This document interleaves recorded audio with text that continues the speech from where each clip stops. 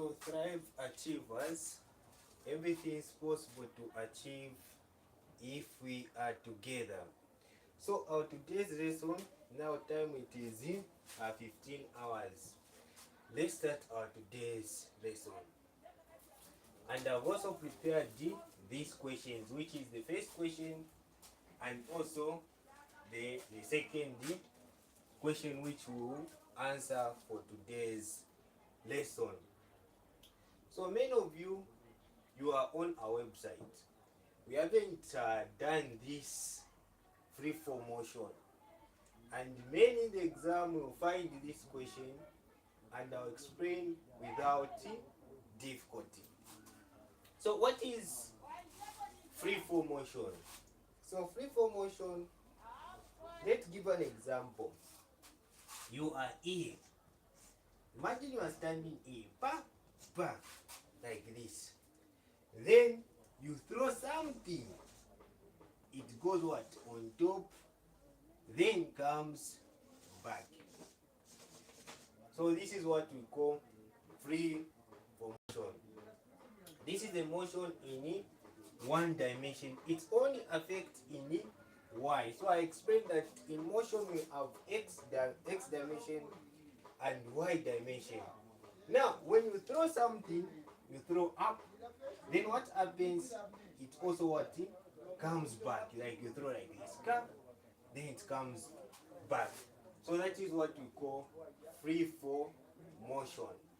So it is simple and easy. I'll explain without difficulty. So that is what you need to know on free form motion.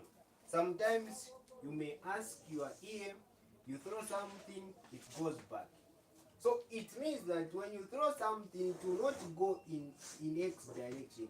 It will not go in x direction. It's when you throw like this an object, it will just come like this. It will just come. So when you throw something, it will just come what? Down. That is what we call. It doesn't. You can't. It doesn't mean that when you throw here, it will go this side. No. When you throw something, to just come back there. So in Cartesian plane, we learned that this is y-axis, right? So when you throw something, it does in what? In y-axis. So that is free form motion. So when we are dealing with free form motion, we neglect air resistance. So we just deal with the gravity. Why? Because when you throw something, it deals with, you are dealing with what you are calling the gravity. Yes. That is the only thing which we need to know on free form motion. And remember what you need to know. When you are throwing something up, what does it tell you? Gravity, when you are throwing something up. Yes. So in today's lesson, we will just consider this. Gravity should be, because you are going against gravity, it's negative. When you are throwing downward here, gravity should be considered it is a positive. But I know many questions they will ask you sometimes in forces to take gravity positive. But here, for today's lesson, just consider this. It will help you to answer different questions without difficulty. Another thing which you need to know also, it is the time, which is t. So when you throw something, you throw here, it goes here, right? So here, when it goes here, that is what we are calling v final, the final velocity. So the final velocity, because here it's the initial velocity. So when you throw something here, you throw something, it reaches where we call v final. And v final here, it is 0. Yes, because the object is not moving. It's come at an extent where this object will just be stationary. That's why it starts changing its position until it reaches down. Yes, that is how we find this is v final. Yes, and also we need to know that time. So here the ball, when you throw something this side, time is equal to, so time which you spend here is equal to the time which was spent here. Yes. And also velocity which is here is the same as the velocity which will be here. I have explained everything. So this topic of free fall motion, it's simple and easy. Sometimes when we are confused about free fall motion, then they'll come to me, sir, this question helped me. It's very difficult and very challenging, but this question is simple. I've explained everything which you need to know in free fall motion. Yes, that is the only thing which you need. And I said this lesson is just for 30 minutes. Yes, it will not take time because this lesson is simple and easy. Yes, so that is the only thing which we need to know on free fall motion. Yes. Now we have questions, or let's also discuss these equations of motion. So I explained in motion one dimension. I explained that in equations of motion, we deals with this. Motion one dimension, we deals with this. Even when you start answering in free fall motion, it will still depend on these three equations. So this equation, the first equation, you know this. In fact, you learned this in grade 9. Yes, the same equations. Yes. So it is simple and easy. So this equation, this equation, this equation. That's the only thing which we need to know on free fall motion. Yes. That's so. That's so. Let's go now to our question. So if you have any question, you can inbox me on the number 0762 514399. You can message me on this number, or you can leave in the comment section. So even you can write there in the comment section on YouTube. Still I will try to respond. Yes. You can message me on WhatsApp. Still I'll respond. This topic is simple and easy. Now let's move on to our question which they have given us. This question, which is question 1 in our today's lesson. So when you look at question 1, there states what? Mulenga dropped his phone on his window. If the window is 5.75 meters above the ground, find the time which it will take to reach the ground. So what should you do here? What should you do here? So this question is also simple and easy. So this part. So here they said Mulenga dropped his phone on his window. Yes, so we just draw. We draw a simple diagram which will represent the window. So I will say the window for Mulenga is this. This window, right? Maybe this is the house, right? This is the house, then this is the window. Yes. So if this is the window, then Mulenga, what does Mulenga do? If this is the window, Mulenga dropped what? The phone. Here, this is the phone. That is our question.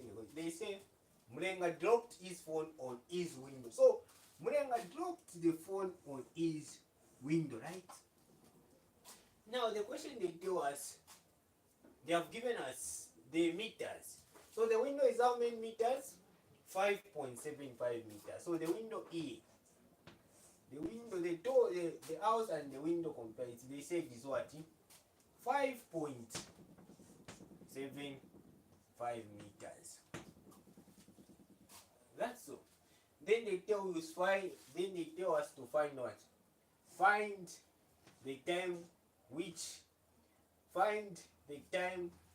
it will take to reach the ground. So they want you to find the time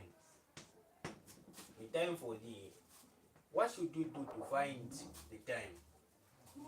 So when you look at here, I said all these questions on free fall motion, it depends on these three equations of motion in one dimension.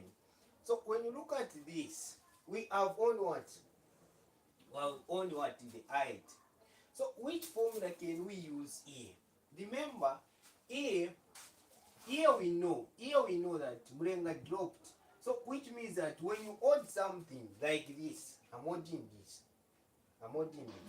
So when I'm odding something, it means that this phone was at V initial is equal to 0. That is V initial, because it dropped, Mulenga was here, drops the phone. So the V initial is equal to what? 0. So which formula can we use here? Which we can replace the height and the V initial. We don't know. V final we don't know here. So V final we don't know. So you just need to pick one equation for me. So first to start, we just in exam what we need to do. We just write these three equations. 1, 2, 3. Yes. So write 1, 2, 3 equation. When you write these three equations, then you just replace what you need, what you have, the data which you have. So you have the height you have, which is 5.75 meters. The initial you have, which is 0. The final you have. What is our V final here? So V final we don't have, because they haven't given us the V final here. So we just put question mark. So here, what you need, you just pick one formula. If I pick E, I don't know the V final. If I pick this formula, I don't know also the V final. So me, I have the height, I have initial velocity, and I have also what? Acceleration I know. Which we are dealing, acceleration changes we are dealing here, it is gravitational field. So we use it, not acceleration, but we use G. Yes. So I explained that when gravity goes down, it's positive. Or when an object goes down, it's positive. Then up, it's negative. That's what I explained. In today's lesson, that is what we are going to use. Now, I'll pick this equation. Yes, I'll pick this equation. So as I know the height, I'll pick this. S is equal to U. It is 0, right? So this will cancel all this. U it's 0. So T. So I'll have G T squared. Yes. So I know the height, which is 5.75 is equal to half times 9.8. Then T, I want T. Yes. So I want T.